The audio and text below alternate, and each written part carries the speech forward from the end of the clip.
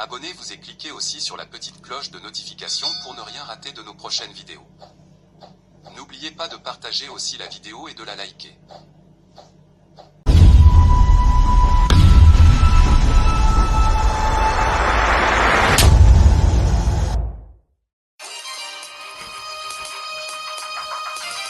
Plus de 50 personnes interpellées après un braquage raté hier à l'agence Robinck de la place Victoire.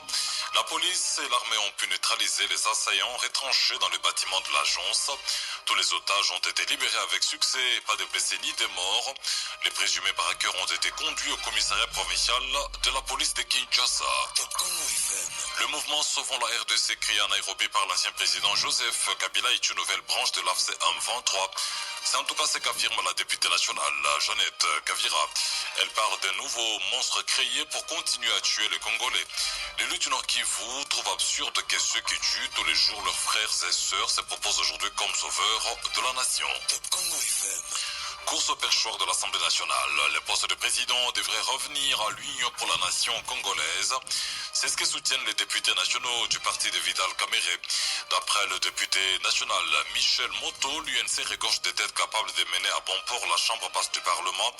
L'élu de Walikale affirme que Meboji présente un bon profil pour succéder à Vital Kamerhe. Il n'y a plus crise à l'Assemblée provinciale de Kinshasa. Les membres du bureau visés par des pétitions, des décisions ont été réhabilités. Le président Lévy Mbouta, sa vice-présidente et son rapporteur reprennent donc leurs fonctions. Et dans la page noire, le député national Patrice Kitebi, décédé le 7 octobre dernier, a été inhumé jeudi à Kinshasa. Bien avant, les derniers hommages lui ont été rendus lors d'une grande cérémonie organisée au Palais du Peuple. Top Congo FM, le journal vous est présenté par Dominique Dinanga. Encore une fois, bonjour et merci de votre fidélité à Top Congo FM. Au total, 51 personnes interpellées après un braquage raté hier à l'agence Robinck de la place Victoire. La police et l'armée ont pu neutraliser les assaillants retranchés dans les bâtiments de l'agence. Tous les otages ont été libérés avec succès. Pas de blessés ni de morts enregistrés. Les présumés braqueurs ont été conduits au commissariat provincial de la police de Kinshasa pour y être interrogés. Confirmation de la fin de l'opération avec la vice-ministre de l'Intérieur Eugénie Kambachela. Nos services nous ont alertés sur la tentative de braquage à la Robinck Victoire. Aussitôt informé, je suis descendu sur les lieux. Je peux vous dire avec certitude, à l'heure actuelle, la situation est sous contrôle. J'en profite pour féliciter nos services de sécurité, l'armée et la police nationale, pour avoir opéré avec professionnalisme. Il n'y a eu ni mort, ni blessés, et les assaillants sont maîtrisés. Je viens de présider à cette occasion une réunion de sécurité pour évaluer. Je demande à la population de rester calme et de collaborer avec nos services de sécurité. Et puis, on parle encore de la recrudescence des cas de braquage et vol à main armée à travers la capitale. Le caucus des élus nationaux de la ville-province de Kinshasa hausse les tons. Ils l'ont fait savoir dans une déclaration faite hier soir.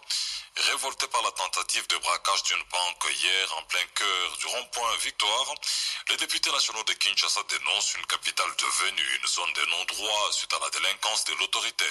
Face à cette situation, ils ont interpellé les autorités provinciales pour la prise de mesures urgentes et des actions concrètes en vue de rétablir l'ordre public. La police nationale congolaise pour une réorganisation et une plus grande efficacité de ses unités sur le terrain. On écoute la députée nationale de Lukunga, Daïda Moleka. Ce jeudi 16 octobre 2025 constitue un point de bascule dans la gestion chaotique de la sécurité de la ville de Kinshasa. L'impensable s'est produit en plein cœur de la ville. Un cambriolage audacieux a été perpétré contre l'agence Robinck. Cette attaque d'une gravité exceptionnelle est un signal d'alarme retentissant qui met en lumière la déliquescence de l'autorité et l'échec criant de la politique sécuritaire actuelle. L'insécurité frappe sans distinction de victimes, la nuit comme en plein jour et au vu de tous, y compris des forces de l'ordre dont la présence ne semble plus dissuasive. Le phénomène Kuluna s'est métastasé, touchant désormais presque toutes les communes. Le vol à la tire, le pillage et les agressions des piétons et des passagers de véhicules sont devenus monnaie courante. Favorisés par les embouteillages, transformant ainsi nos rues en zones de non-droit. Pendant que la criminalité résultant du phénomène Kuluna peine à être contenue, la milice Mobondo endeuille chaque jour la commune de Maluku, dans l'indifférence totale. En tant que miroir de la République démocratique du Congo, la ville de Kinshasa se doit de refléter une image de marque, de stabilité et de sécurité. Taïta Moleka, député national élu de Lukunga. Le mouvement Sauvons la RDC créé à Nairobi par l'ancien président Joseph Kabila est une nouvelle branche de l'AFC M23 appuyée par le Rwanda. C'est ce qu'affirme la députée nationale Jeannette Kavira. Elle parle d'un nouveau monstre créé pour continuer à tuer les Congolais. L'élu du Nord Kivu trouve absurde que ceux qui tuent tous les jours leurs frères et sœurs se proposent aujourd'hui comme sauveurs de la nation. Jeannette Kavira. Vous ne pouvez pas dire que vous voulez sauver le Congo en prenant pour béquille les cadavres de vos propres frères et sœurs en RDC. Les gens qui veulent sauver le Congo se retrouvent au Congo, dans les 26 provinces de la RDC. Vous ne pouvez pas dire que vous faites un conclave soi-disant pour sauver le Congo. Au même moment, vous êtes en train de tuer à Beni, vous tuez à Lubero, vous tuez à Goma, vous tuez à Bukavu. Les pauvres civils qui sont en train de mourir, des civils innocents. Quel Congo vous voulez sauver par les armes, par le coulement du sang de vos propres frères? Je pense que, encore une fois, nous, les vrais Congolais qui sommes du bon côté de l'histoire, nous devons savoir que cette atomisation de l'AFC M23 n'est qu'une distraction. Tenons bon. Le même patron, l'ancien président de la République démocratique du Congo, M. Kabila, c'est le même patron de l'AFC M23. Et voilà qui vient encore de créer un autre monstre qui va endeuiller des Congolais encore une fois. Parce que nous sommes de l'Est, nous sommes de Goma. Nous apprenons qu'il est en train de recruter par force des jeunes Congolais qu'il va former à Rumangabo et partout dans les zones occupées. Il forme ces enfants-là pour qu'ils viennent tuer d'autres enfants congolais partout où il va passer pour la conquête du pouvoir par les armes. C'est quelle rébellion là qui dit aux gens qu'il va sillonner le monde entier pour dire qu'ils sont pour le pacte social clergé religieux. Pourquoi ils ne viennent pas à Kinshasa parler avec le chef de l'État, Félix-Antoine Tshisekedi Tshilombo, que nous soutenons? C'était la députée nationale Jeannette Kavira. Une autre réaction, c'est celle du Conseil scientifique de l'IRE, de l'ECODT, courant de la démocratie directe qui parle d'une source de suspicion et de tensions supplémentaires dans le pays. Pour ces organisations de la société civile, le système politique actuel basé sur des partis divisés intensifie la misère et la peur au sein de la population. Elles estiment qu'à l'heure actuelle, où l'on parle d'un dialogue inclusif, c'est au chef de l'État, Félix Tshisekedi, de se placer au-dessus de la mêlée pour convoquer cette rencontre. Une rencontre pour parler non pas seulement de la situation générale, mais surtout de la construction d'une nouvelle société congolaise, fondée sur l'unité des communautés territoriales, loin des clivages politiques, idéologiques ou tribaux. Écoutez l'extrait de la déclaration lue par Viviane Diantamosi, porte-parole du Conseil scientifique de l'IRE, des coordinatrices nationales AI du CODD. La création de cette énième plateforme politique qui s'inscrit dans la logique classique du système politique des partis politiques qui divisent est de nature à augmenter la suspicion, la haine et la tension entre l'opposition et la majorité qui se regardent toujours en chien de faïence et à intensifier la misère et la peur de la population. Dans la mesure où les deux partis pensent à l'organisation d'un dialogue inclusif, il revient au chef de l'État, en sa qualité constitutionnelle de symbole de l'unité nationale, de se placer au-dessus de la mêlée et de convoquer ce dialogue pour parler non seulement de la situation générale du pays, mais surtout de la construction de la nouvelle société RD congolaise fondée sur les communautés territoriales. De cette manière, il sera possible de gérer les pays sans exclusion, au-delà des clivages politiques, idéologiques, religieux, tribaux, comme d'aucuns l'ont toujours exigé, étant donné que Seule l'appartenance à une même entité territoriale nous unit et peut déterminer notre avenir et notre destin.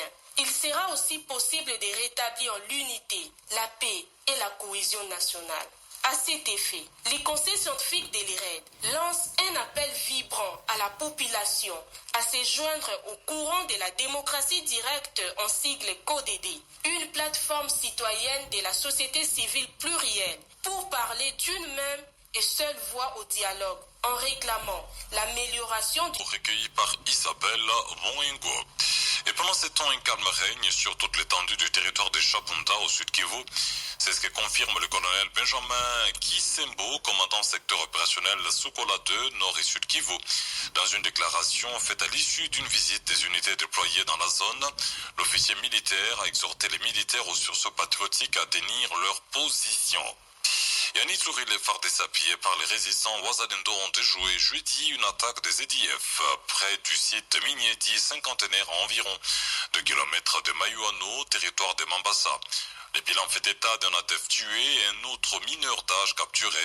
D'après le coordonnateur de la société civile de ces territoires, ces affrontements ont occasionné le déplacement de certains habitants des villages Sommet, Massangue, Mayuano et Bango vers Mambasa, Centre et Biakato.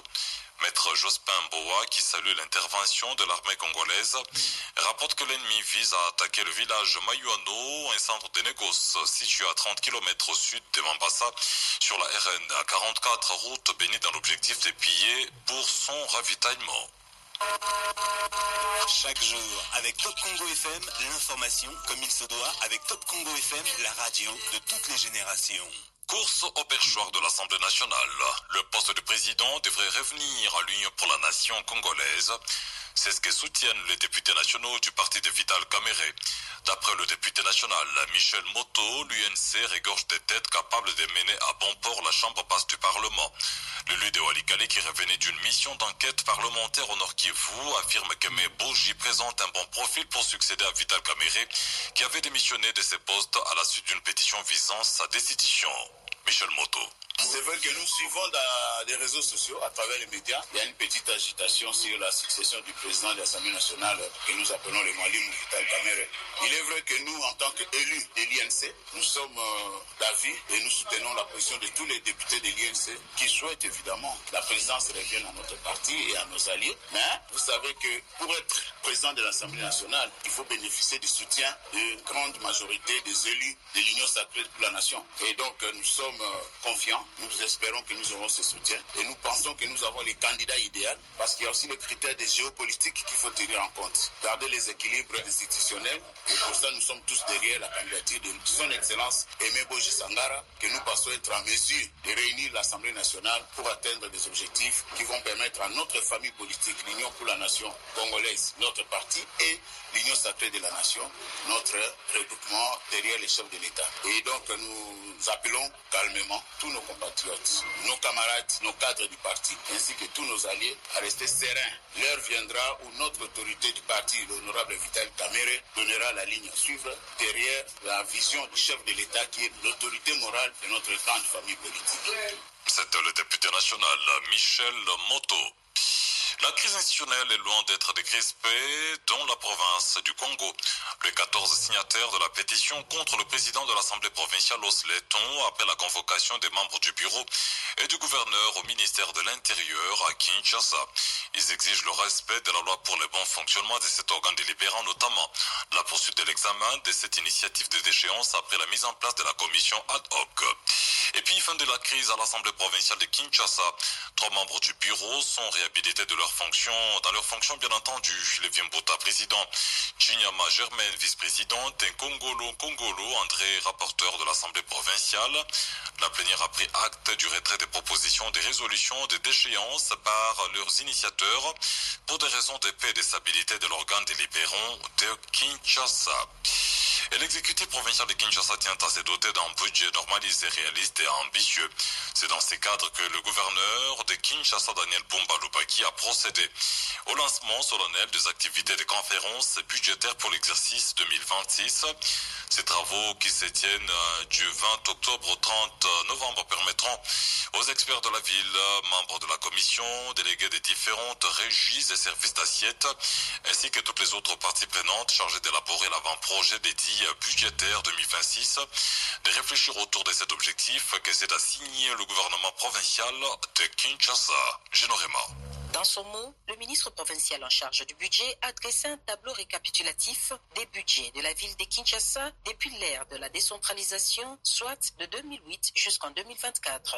Il a relevé les failles et embûches qui n'ont pas permis la bonne exécution de ces différents budgets. Faisant les plaidoyers en faveur des allocations de la retenue due aux provinces, le ministre Josué Cheke a affirmé que la ville de Kinshasa ne bénéficie pas totalement de ce droit constitutionnel en dépit de sa participation importante au produit intérieur brut, et ce, malgré l'implication du président de la République, le ministre Josué Cheke. Je lance donc un appel solennel et courageux pour une application rigoureuse des textes en vigueur, afin que Kinshasa puisse bénéficier équitablement des ressources qui lui reviennent, pour ainsi accélérer son développement. Mobilisons-nous donc pour transformer ces données en action, pour augmenter nos réalisations, pour que d'ici 2026, que nous ayons une digitalisation totale de notre processus. C'est le gouverneur de la ville de Kinshasa qui a procédé au lancement des travaux des conférences budgétaires. Il a, à l'occasion, rappelé leurs objectifs. Le gouverneur Daniel Bumba. Les conférences budgétaires visent à assurer la conférence, la soutenabilité et la crédibilité de prévisions budgétaires en alignement avec les 11 axes du programme d'action du gouvernement provincial intitulé Kinshasa et Zobo. Elles poursuivent plusieurs objectifs. En matière de recettes, identifier les actes générateurs porteurs, évaluer les mesures fiscales existantes, proposer les ajustements et anticiper les risques budgétaires susceptibles de freiner la mobilisation de ressources. C'est ainsi que le gouverneur de la ville de Kinshasa a procédé personnellement à la remise symbolique de la circulaire budgétaire à quelques participants à ces travaux qui portent sur les conférences budgétaires. Génon Réma sur Top Congo FM. Colère des membres du parti politique à Code Dani Banza, il condamne les propos tenus par le gouverneur du Haut-Katanga, Jacques Yaboula, contre l'ancien ambassadeur itinérant du chef de l'État, l'accusant d'être à la cause de son malheur actuellement. C'est dans ces cadres que le secrétaire général d'Avenir du Congo, Roger Mamba, a donné jeudi la position de son organisation, lue ici par Christelle Mambangou, membre d'ACO. Dans l'esprit qui s'est dorénavant fixé, c'est-à-dire ne plus tolérer des attaques gratuites contre ce haut cadre, notamment son président. Le magnifique camarade ambassadeur Banza Maloba Dani et le président de son regroupement politique, le camarade honorable président du Sénat Samalou Konde Kienge, Jean-Michel, le parti rappelle que nul ne peut se prévaloir de ses propres turpitudes. Le gouverneur Kiaboula lui-même sait pourquoi la hiérarchie du pays l'a invité en consultation à Kinshasa. Trouver des boucs émissaires, comme c'est l'occurrence, relève d'une irresponsabilité qui fait croire que les dites autorités agissent sous influence et seraient manifestement manipulées par le magnifique camarade président du parti.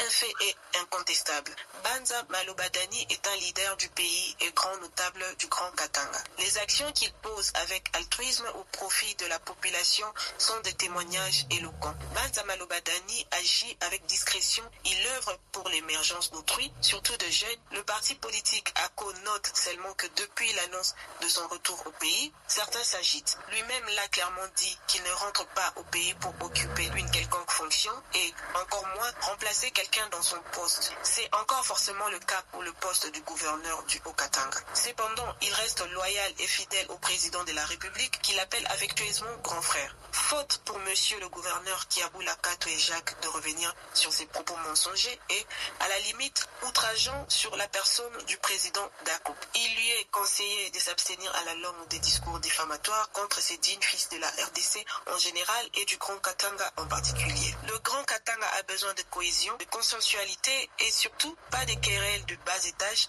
un euphémisme pour ne pas dire des querelles de sous la ceinture. Il est averti. Et cette urgence humanitaire pour les prisonniers de Mongala, Action des jeunes pour le bien-être social, AJBS, lance un cri d'alarme. Le non-paiement des frais de fonctionnement des prisons de la province de la Mongala depuis 3 trimestres a engendré une crise dramatique, menant à la mort plusieurs détenus. Ces fonds vitaux pour l'alimentation et les soins des prisonniers sont bloqués malgré des prétendus ordres de paiement. La JBS dénonce une violation tacite des droits de l'homme et appelle à l'intervention immédiate et sans délai du Premier ministre et du ministre de la Justice pour débloquer la situation avant qu'elle n'atteigne un point de non-retour en ce dernier trimestre de l'année. C'est ce qu'a dit Roger Nzumbu, président de cette organisation de la société civile. Selon les résultats de nos monitorings réalisés dans toutes ces prisons de la Mongala, cette rupture d'envoi de fonds dira 3 trimestres a entraîné des conséquences fâcheuses et graves au sein de l'ensemble de ces maisons carcérales, entraînant par la suite les décès des prisonniers, faute d'une prise en charge alimentaire et sanitaire nécessaire. Cet état de choses viole tacitement les droits de l'homme reconnus aux personnes prisonniers et entraîne par la suite le dysfonctionnement de toutes les structures carcérales de la province. AJBS sollicite l'implication urgente et sans délai du Premier ministre et celle du ministre d'État, ministre de la Justice, pour décanter le plus vite que possible cette situation inattendue, car nos sources nous renseignent que les ordres de paiement informatisés au pays en sigle du ministre des Finances auraient déjà été signés et donnés à la banque pour le paiement de ces frais vers les entités bénéficiaires qui ne sont autres que les prisons de la province de la Mongala. Chose à craindre est que nous nous retrouvons déjà dans les derniers trimestres de l'année en cours.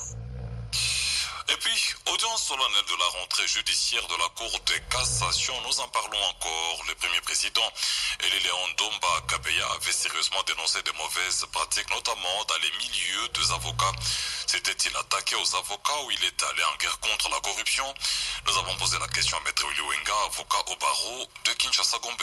Intéressé par le discours de M. le Premier président de la Cour de cassation, les avocats ont suivi avec beaucoup d'attention ce discours-là, qui à première vue paraîtrait comme un discours qui s'attaquait aux avocats. Mais lorsqu'on suit attentivement ces discours de M. le Premier président de la Cour de cassation, lorsqu'on lit ces discours-là, on se rend compte que le premier président de la Cour de cassation, parlant de l'avocat comme acteur du bon fonctionnement de la justice, comme acteur, comme auxiliaire de la justice, qui doit aider à ce que la justice puisse bien marcher, voulait indiquer à quel titre l'avocat ne doit pas, lui, entrer dans les activités, et beaucoup plus celles de corruption, comme acteur, comme accompagnateur, comme agent, comme personne active dans cette activité-là, dès lors que la mission de l'avocat, qui est de porter la voix pour les autres, doit être vraiment une mission couverte par l'éthique, par la déontologie, par le respect, la dignité, vertu et devoir qu'elle ne cesse de rappeler les autorités ordinales à tout moment que l'occasion se présente. Donc, le premier président de la Cour de cassation doit certainement avoir constaté que le pouvoir judiciaire, le milieu judiciaire est truffé de tous ce méfait lié à la corruption. Et il n'a épargné personne. Il a parlé des huissiers de justice, des greffiers, de magistrats, de juges et d'autres acteurs, des secrétaires de parquet, et tout le monde, à chaque niveau, à quelque titre que ce soit, devrait se poser la question quel est mon rôle dans tout ce qu'on a dénoncé et que je dois cesser. On doit cesser avec les pratiques de la corruption. On doit cesser avec toutes les pratiques de dépouillement des pauvres à travers les faux jugements. On doit considérer cela comme une interpellation. Maître Willy Wenga, avocat au barreau de Kinshasa-Gombe. Faire pousser la confiance américaine dans les sols congolais, c'est le pari de la RDC au Forum économique RDC-USA à Washington. La directrice générale de l'ONAPAC, Mimi Monga, y a porté la voix du ministère de l'Agriculture pour vanter le potentiel du secteur agricole congolais. Trésor Kiombo nous en dit plus dans ses reportages. À Washington, la République démocratique du Congo s'est présentée comme une terre d'opportunités agricoles. Dans le cadre du Forum économique RDC-États-Unis, la directrice générale de l'Office national de produits agricoles du Congo, ONAPAC, Mimi Monga, a pris part aux discussions au nom du ministre de l'Agriculture, Moïndo Nzangi. Objectif de la participation, attirer les investisseurs américains vers les secteurs agro-industriels congolais encore largement sous-exploités. Nous nous retrouvons ici à Washington dans le cadre du Forum RDC-USA sur le marché Agoua. C'est dans ce cadre que j'ai eu à présenter d'abord la note sectorielle de notre communauté. Et ensuite, je vais parler de l'ONAPAC pour présenter les opportunités. C'est présent dans les produits pérennes destinés à l'exportation. Avez-vous rencontré un auditoire réceptif? Vous pensez qu'il y aurait des retombées positives? Oui, je pense, mais parce que ce marché n'était pas connu ici, et ni notre agent, ni notre établissement public non plus. Et ils sont très intéressés. La responsable de l'ONAPAC met en avant le potentiel du sol congolais et insiste sur la résilience du pays malgré les défis sécuritaires à l'Est. J'ai été accompagné par des opérateurs de Beni, de l'Est de la République, pour prouver aux Américains que les affaires sont possibles même à l'Est de la République démocratique du Congo. Nous demandons aux investisseurs américains de venir en République démocratique du Congo investir. Pour la RDC, ce forum constitue une vitrine économique, celle d'un pays qui veut passer du statut d'importateur à celui d'exportateur de produits agricoles transformés. Depuis Washington, Trésor Kiyombo pour Top Congo FM. Appréciation du franc congolais face aux devises étrangères. Le Conseil économique et social de la RDC affirme que cette évolution favorable résulte de mesures de politique monétaire adoptées par la Banque centrale du Congo sur instruction du chef de l'État Félix Tshisekedi. Il parle d'une réponse aux déséquilibres conjoncturels provoqués par un excès de liquidité dans le système bancaire. Dans un communiqué, cette institution dit suivre avec une attention particulière l'évolution de la situation économique et sociale du pays. Le Conseil économique et social parle d'une évolution qui devrait avoir des retombées positives, tant directes qu'indirectes sur l'ensemble de l'économie nationale.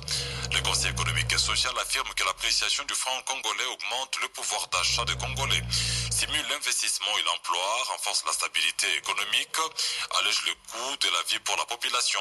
Il encourage par ailleurs l'ensemble des acteurs économiques et sociaux à accompagner cette dynamique positive par des actions concrètes en faveur de la production locale, de la stabilité macroéconomique et de la croissance inclusive.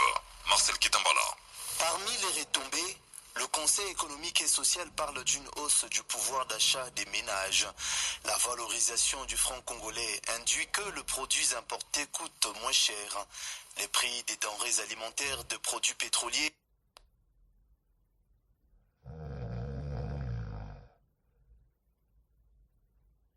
et des biens de consommation baissent.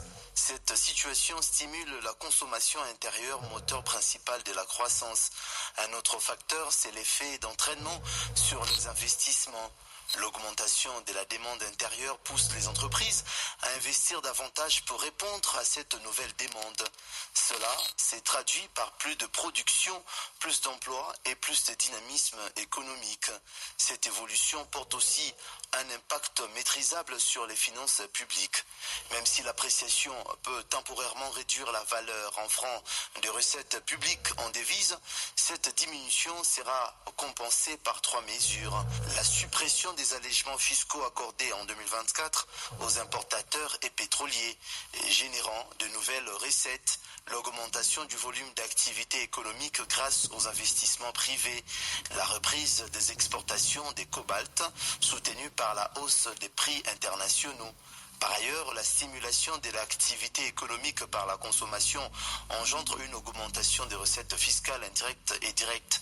Concernant des exportations solides et des importations moins chères, les produits congolais exportés dont le cobalt, le cuivre et l'or sont vendus en devises. Ainsi, l'appréciation de la monnaie nationale n'affecte pas négativement les recettes d'exportation. Parallèlement, les importations deviennent moins coûteuses, notamment pour les produits des bases comme les riz, les blés, les maïs ou le pétrole, fait remarquer les communiqués signés par Jean-Pierre Kiwakana Kimayala, président du Conseil économique et social. Marcel Kitambala. Exigence de délivrance d'une facture normalisée émise par un dispositif électrique fiscal. La DGI informe les contribuables en général et toutes les personnes physiques ou morales assujetties à la taxe sur la valeur ajoutée, en particulier que le 1er décembre 2025 est la date de l'effectivité de l'obligation d'émission et d'exigence d'une facture normalisée. Ils sont invités à prendre les dispositions nécessaires pour, dans le but bien sûr, de se conformer aux prescrits légaux en la matière. Mamichela. Consécutivement au communiqué officiel numéro 01/034 DGI/DG/PAC NO TVA 2025 du 16 juin 2025 relatif au lancement de la procédure d'homologation des systèmes de facturation d'entreprise SFE, la Direction générale des impôts informe les contribuables en général et toutes les personnes physiques ou morales assujetties à la taxe sur la valeur ajoutée TVA en particulier que la date de l'effectivité de l'obligation d'émission et d'exigence d'une facture normalisée émise à l'aide d'un dispositif électronique fiscal DEF est fixée au 1er décembre 2025. En conséquence, la DGI invite tous les contribuables à prendre les dispositions nécessaires dans le but de se mettre en conformité avec les prescrits légaux et réglementaires en la matière avant cette date et les mesures de son accompagnement effectif dans ce processus. Elle rappelle enfin que le non-respect des prescrits légaux et réglementaires relatifs à l'obligation d'exigence et de délivrance d'une facture normalisée émise par le DEF homologué par l'administration des impôts est sanctionné conformément aux lois de la République. Mamichela. À partir du 1er janvier 2026, la réforme de la fiscalité directe entrera en vigueur en RDC. Pour en présenter les grandes lignes et préparer les acteurs économiques aux changements à venir, la Fédération des entreprises du Congo, la Direction générale des impôts et le cabinet IB Advisor ont organisé jeudi une première matinée fiscale consacrée à l'impôt sur les sociétés et à l'impôt sur les revenus des personnes physiques. Selon Géraud Kamba, directeur fiscal du cabinet IB Advisor, cette rencontre a pour objectif de permettre aux opérateurs économiques évoluant en RDC de mieux comprendre les nouvelles dispositions afin d'être prêts pour leur application dès le 1er janvier 2026. On écoute au micro de Genovic Mbowambaya. Aujourd'hui, c'est un nouveau système, c'est des nouveaux types de prélèvements avec des nouveaux méthodes de détermination de bénéfices. Et donc, nous pensons que le cabinet ANB est spécialisé pour accompagner les sociétés dans ce secteur-là. Protéger la société, c'est également savoir payer ses impôts. Et savoir payer ses impôts, c'est maîtriser les différents principes érigés par les législateurs dans ce cadre-là. Qu'est-ce que l'on doit comprendre? La RDC avait instauré à l'époque un système de revenus cédulaire, c'est-à-dire l'impôt cédulaire sur le revenu. Ça veut dire que l'impôt frappait chaque cédule. Aujourd'hui, vous avez deux systèmes. Ça veut dire un système qui est applicable aux sociétés, on appelle l'impôt de société, et un autre système, celui de l'impôt sur le revenu de personnes physiques, applicable aux revenus de personnes physiques. Et donc, au regard de cette réforme, vous aurez cette catégorie de personnes qui est soumise à l'impôt de société, qui devra, sur base bien sûr des règles reprises bien sûr, dans le cadre de la loi sur la procédure, mais aussi de la loi de novembre 2023, a prévu des mécanismes de déclaration, mais également de paiement. Certaines personnes physiques réalisent d'autres revenus. Comme vous le savez, l'IPR n'était assis que sur l'impôt sur les rémunérations. Ça veut dire que vous avez un salaire à la fin du mois, votre employeur fait une retenue à la source et reverse à l'échéance légale auprès de l'administration fiscale. Mais aujourd'hui, on ne tiendra pas que compte de ce type de revenus. Ça veut dire qu'au-delà du revenu réalisé dans le cadre des salaires, les autres revenus qui agrandissent bien sûr votre patrimoine seront également pris en compte dans la détermination de l'IRPP. Mais voilà, le cabinet IB est là pour vous accompagner en cas de besoin. Un acte de générosité posé par un notable de Mbujimaï en faveur d'une école dont les enfants étudient assis à même le sol. Fedi Mukendi Kabengele a offert un don important de 50 bons à l'école conventionnée de l'église de Réveil à Butumbi Boyepoa, au quartier d'Ipumba dans la commune de Bipemba. L'objectif de ces gestes de cœur du secrétaire national de l'UVT en charge de la communication et médias est d'améliorer les conditions d'apprentissage des élèves et contribuer à la gratuité de l'enseignement des bases appliquées par le chef de l'État Félix Tshisekedi. Le représentant de Fedi Mukendi, qui a procédé à la remise de ces bons, a demandé aux bénéficiaires d'en faire bon usage. Symphorien Kabeya a rappelé que le donateur a agi avec le moyen des bords. Aidez-nous pour que ces bancs servent à l'école, au lieu qu'on loue les bancs où vos enfants étudient à même les sols. C'est de l'argent dépensé qu'ils pouvaient utiliser visé à autre chose. Il n'est ni député ni ministre, mais il se débrouille avec peu de moyens qu'il possède pour aider ses compatriotes. Et ce geste de cœur a été bien accueilli par les bénéficiaires qui ont salué cet acte posé par un digne fils de la province. Il s'agit des responsables de l'école, du chef du quartier du Pumba, parents et élèves. Que les dieux de nos ancêtres, les dieux d'Abraham, soient avec lui. Il nous protège dans tout ce qu'il doit faire. Nous sommes très contents de ces gestes. Alors, je vous demanderai, vous, le parent, priez pour lui. Les enfants ont souffert il y a longtemps. Nous lui disons sincèrement merci pour ces gestes, sachant que ce n'est pas le dernier. Aujourd'hui, nos enfants sont assis sur les bancs. Nous, parents d'élèves, sommes très contents. Nous prions à Dieu de les soutenir. Ce qu'il a fait n'est pas une première action dans ce quartier. Notre bureau du quartier a été réhabilité par Fedi Mukendi. Aujourd'hui, des bancs, que Dieu les console. Sincèrement, merci parce qu'il nous a envoyé les bancs dans notre école. L'école où les enfants se mettaient par terre. Alors voir quelqu'un qui n'est pas élu et qui se débrouille avec les moyens de bord, une somme colossale, comme ça, ce n'est pas une mince affaire. Nous lui disons sincèrement merci et lui encourageons encore pour que l'avenir, il puisse faire davantage. Et puis, le School of Management de l'Université catholique du Congo procède aux inscriptions post-universitaires en master plutôt professionnel pour l'année académique 2025-2026. Les conditions à remplir par les candidats sont les suivantes. Avoir un diplôme universitaire Bac+5, section organisée, administration et gestion du développement, option développement durable ou urgences humanitaires, santé publique, option projet programme de santé, environnement, gestion des ressources naturelles renouvelables, sciences appliquées, des biodiversités et conservation, entrepreneuriat d'impact. Les inscriptions se font en ligne ou en présentiel à l'UCC site délimité de 9h à 14h30. Pour tout contact 082 64 09 993 085 53 97 176.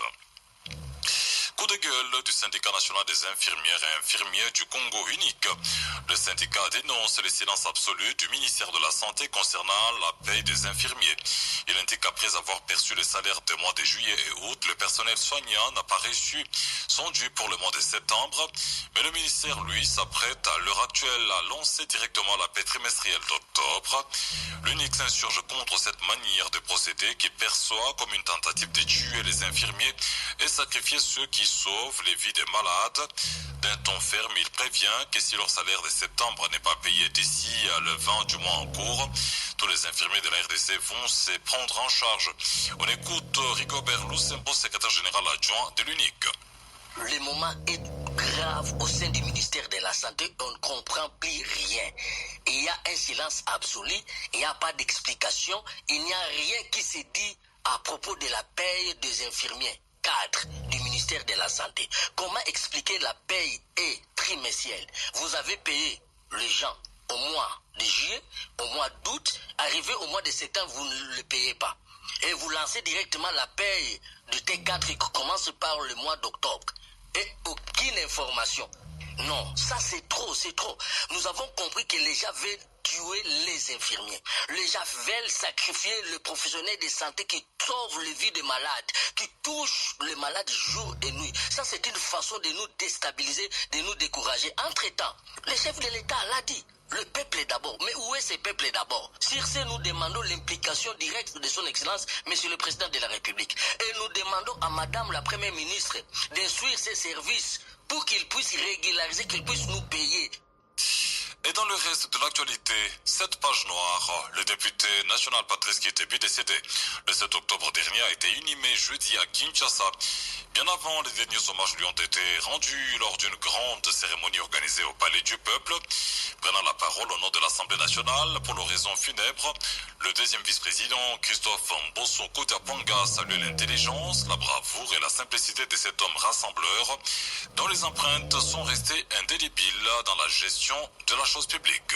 Patrice Kitebi était un brillant parlementaire, une âme généreuse, un homme confident, un pilier sur lequel tant d'autres parmi nous nous appuyons. Sa présence, sa bienveillance, sa simplicité empreinte inoubliable.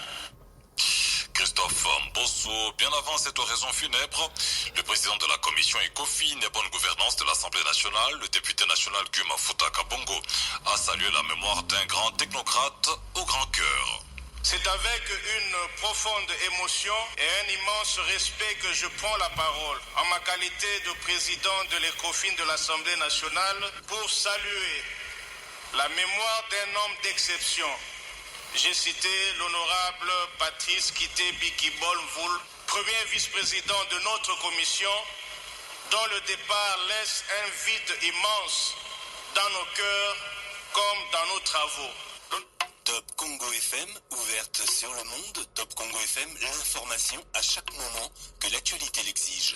Nous prenons brièvement l'actualité au-delà des frontières de la RDC avec vous, Marcel Kitambala. Rebonjour. Rebonjour Dominique Dinanga. Au Kenya, 3 personnes ont été tuées jeudi 16 octobre dans un stade de Nairobi après que les forces de sécurité ont ouvert le feu pour disperser une foule venue rendre hommage à l'opposant historique kenyan Raila Odinga, décédé mercredi, a indiqué une organisation de défense des droits de l'homme. En Centrafrique, il y a controverse autour de la nationalité centrafricaine de l'opposant Anissé Georges Delongele. Il a déposé son dossier de candidature à la présidentielle du 28 décembre pour affronter une 3e fois Faustin Archange Touadéra. Il avait auparavant abandonné fin août sa nationalité française pour se mettre en conformité avec la constitution de 2023 qui interdit notamment aux binationaux de concourir. Mais les autorités contestent sa qualité de citoyen centrafricain et donc sa participation au scrutin. La justice a même annulé un certificat des nationalités à son nom. À Madagascar, les Nations Unies ont condamné jeudi 17 octobre au soir un changement anticonstitutionnel du gouvernement sur la Grande Île. La SADC a, elle, annoncé l'envoi d'une mission d'établissement des faits sur place sans condamner l'arrivée au pouvoir des militaires. Entre-temps, le colonel Michael prête serment devant la Haute Cour constitutionnelle ce vendredi 17 octobre 2025. Marcel Kitambala, merci. Top Congo FM 88.4, première radio d'information en République démocratique du Congo. Vous l'avez certainement compris, c'est la fin de ce journal. Mise en onde par Alain Pascal Mbungu. Merci de la... Abonnez-vous et cliquez aussi sur la petite cloche de notification pour ne rien rater de nos prochaines vidéos. N'oubliez pas de partager aussi la vidéo et de la liker.